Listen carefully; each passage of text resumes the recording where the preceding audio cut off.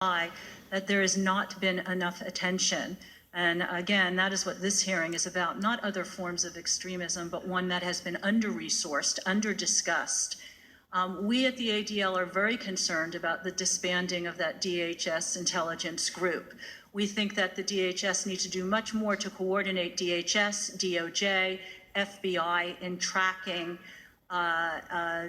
extremism and domestic extremism. To disband that in an uncoordinated way among other places is not the best thing to do. That being said, and we've supported legislation that you have sponsored, sir, we are well aware that you have to be careful in tracking and you can't go over the edge of what is constitutionally protected. And we've worked with you and will continue on that. But this disbanding is absolutely the wrong direction. This is not paying attention to a rising threat. And this government can do more than one thing. You do not have to stop paying attention to other threats by putting the necessary resources into this one.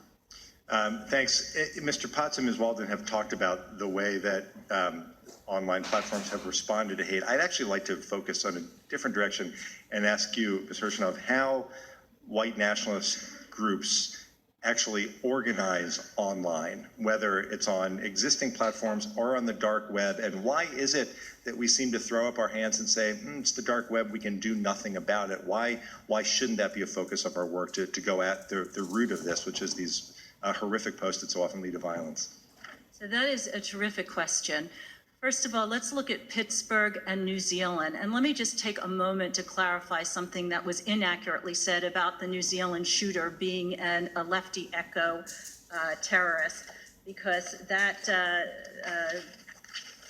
the New Zealand shooter had ties to the alt-right and identitarianism. His manifesto raged against immigration and white genocide. He said, quote, "We must crush immigration and deport those invaders already living on our soil. It's not a matter of our prosperity, but the survival of our people." And his weapons and gear were full with white supremacist images. So apologies for saying that.